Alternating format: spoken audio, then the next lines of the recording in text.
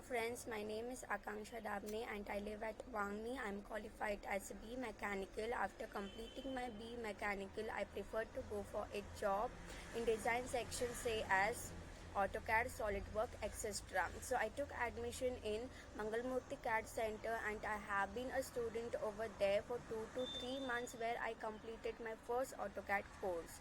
While learning AutoCAD, they provided me a vacancy and the teachers over there and Nutan Mam helped me a lot. They used to solve my doubts at any time. I'm really very thankful to them that she provided me a job.